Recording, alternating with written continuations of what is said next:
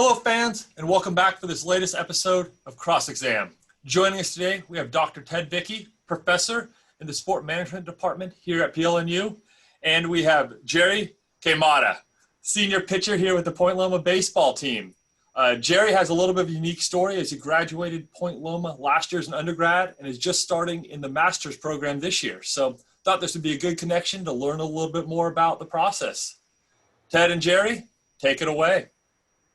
Thanks, Danny, and thanks, Jerry, for joining us today on Cross Exam. Give us a little understanding of your journey to Point Loma.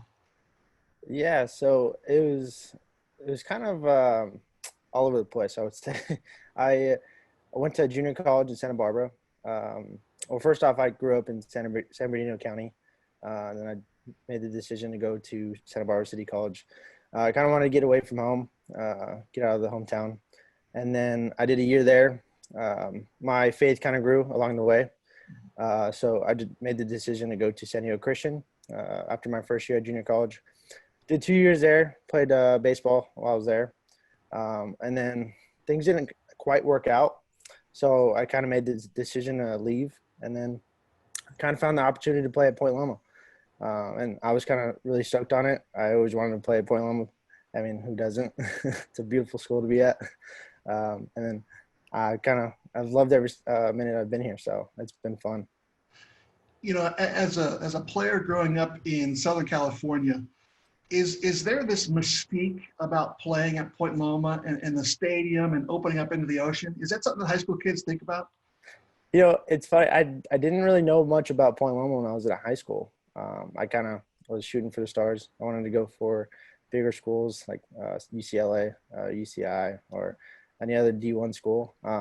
But I've always wondered what Point Loma would look like if I ever visited. And I think I did my junior year. And unfortunately, it was overcast, so I couldn't really see the ocean. But I'm glad I made the decision to come here. How intimidating is that look? I kind of think as a player, a visiting player coming in, I think the first pitch I'd want to hit into the ocean. So it's got to give Point Loma some sort of home field advantage, doesn't it? Yeah. It's funny because all the teams we play, they go straight to the outfield when they're taking batting practice, or right before they hit batting practice, they're always along the outfield wall looking at the ocean. Sometimes Coach James tells us, you gotta like soak it in because it's gonna fly by. Time's gonna go quick, but you gotta just soak in every minute you have on the field because it's a lot of people want to be here, and we're lucky to be here. So, tell us a little bit about what it takes to be a great college pitcher. You know, I've always heard that pitchers are the best athletes on the team. Now, I'm going to let you answer that question. Remember, your teammates are watching this. So is it true that starting pitchers are the best athletes on the team? I wouldn't say no. We are athletic. We do have a lot of pitchers that are very athletic off the mound. I would say our catchers are our most athletic athletes on the field. They have a lot to do.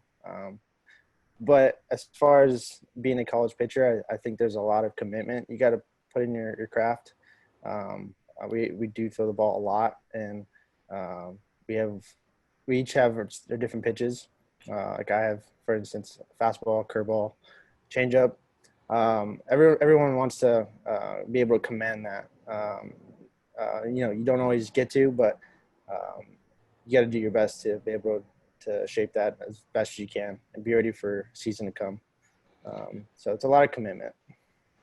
You know, it always impresses me when I'm watching a baseball game, and the color commentator can say that was a fastball, that's a curveball, that was a changeup. Can you, as you watch a pitch, can you tell exactly what that pitch is? It's hard to tell from the side for myself. But when I'm behind the plate, when we're usually charting for our pitchers, it's easy to tell because you know which way the pitches break. So I would say from behind the plate, it's a lot easier than it is from the sides.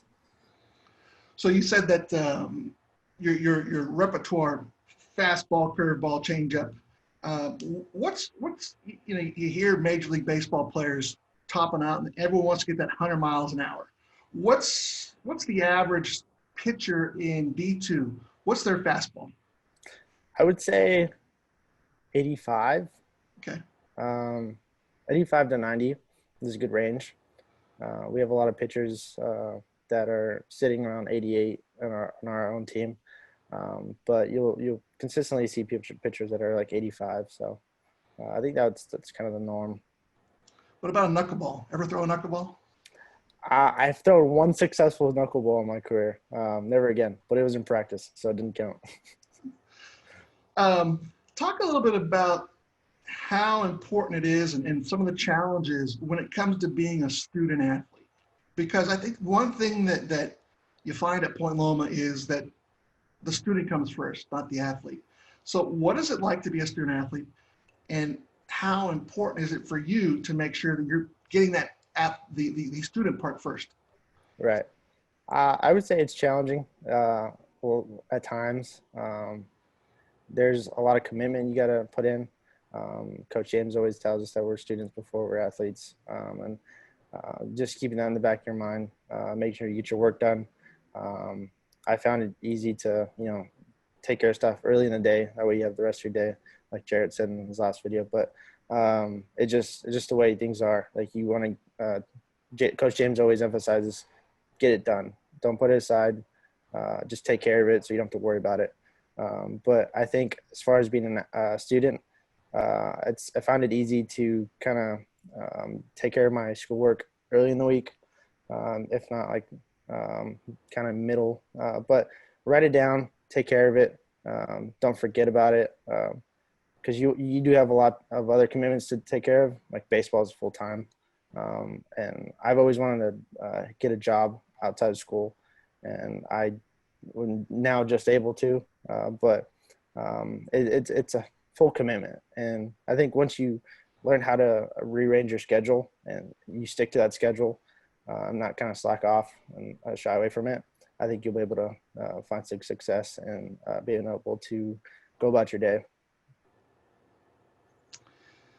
They say that baseball players are very superstitious. True or false? True. What is one of the superstitions that you're comfortable sharing with us? I always have to have eggs. I have 4 eggs. I have 4 pieces of bacon in the morning, and I'll kind of have a whatever off to the side. Like I'll have waffles, toast, or whatever else. But I have to have my 4 eggs and my 4 bacon. Everything else is kind of whatever. I'm not that superstitious, but that's kind of my thing. Every day before start or an outing that I have to have my breakfast. And it's kind of big thing. I gotta eat before I play. So.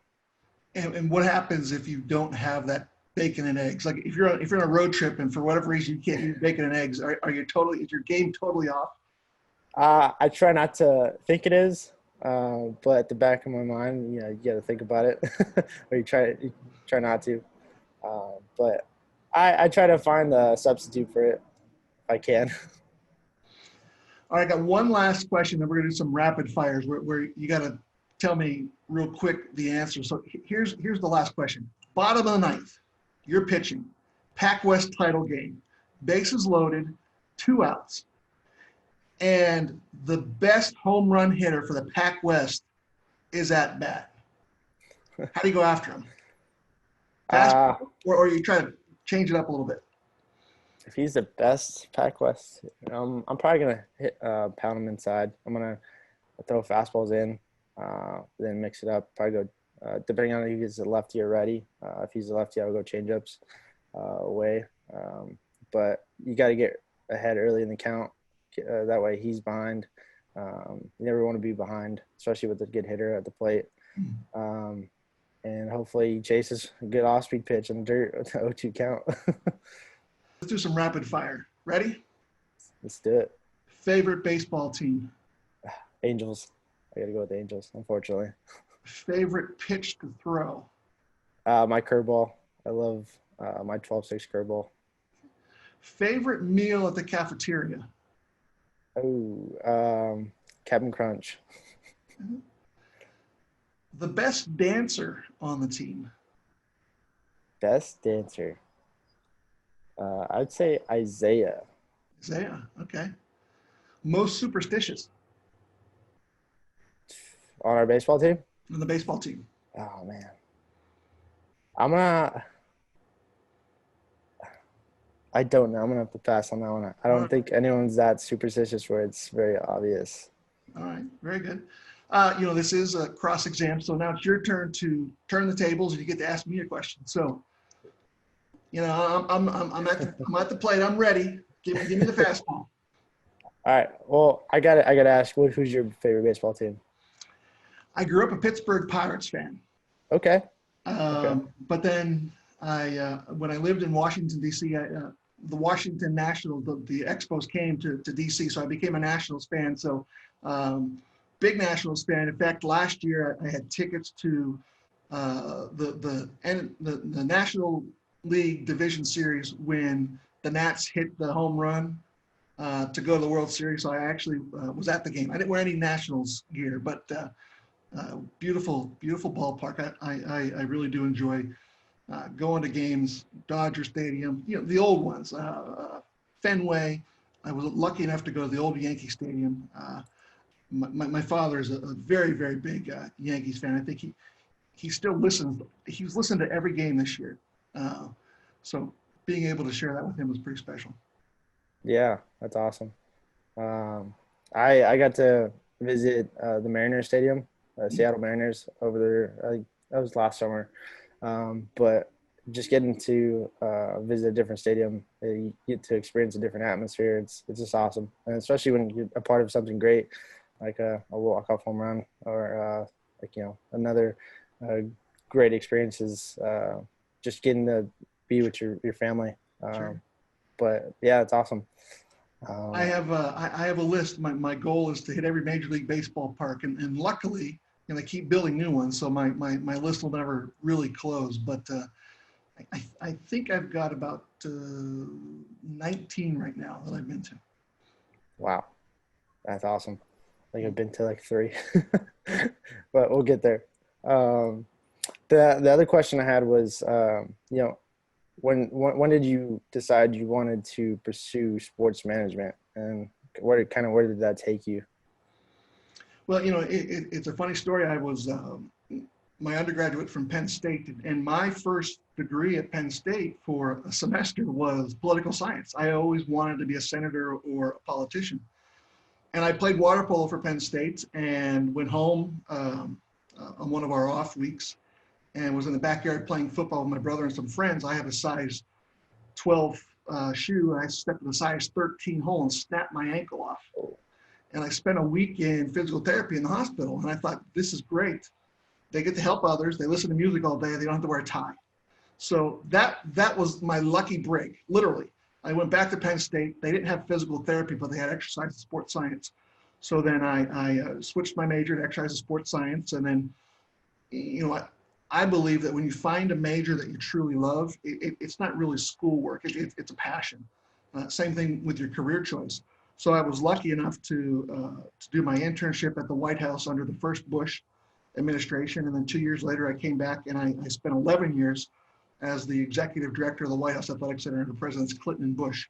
So I got to fulfill my political aspirations by working at the White House, but then I also was able to expand my career in exercise and sports science, and I haven't looked back since. It's been a dream come true to be able to help others really learn how to become healthier on their own, but also now in my I call it my later career, being able to be a professor and teach students like you, and when I can see a student understands something in class and they get it, that's worth all its weight in gold to me. So I really enjoy what I do. I love being at Point Loma and being able to interact with students like you. So one last question is, could I make contact? If I'm hitting, you're pitching, could I make contact? Could I foul a ball off? What do you think? I'd say yes. I would say you make some decent contact. I'm a lefty. And last year, one of our other sport management students, Monica Daly, she was the assistant tennis coach. So I had her serve to me, and I think I made contact once. So we're gonna have to do that. We'll get Danny involved. He can take pictures. You on the mound, me at the plate, and my goal is to. I'd want to say I want to hit out of the ballpark, but I don't think that'll happen. But I want to make contact. Okay, I'm all game for that. Let's do it. All right, sounds good. Jerry, thanks for being here on a Friday, joining us and talking about your life, your career as a student athlete here at Point Loma. Well, thank you for having me. It was good talking to you. You too. Don't forget to do your homework. I will do it.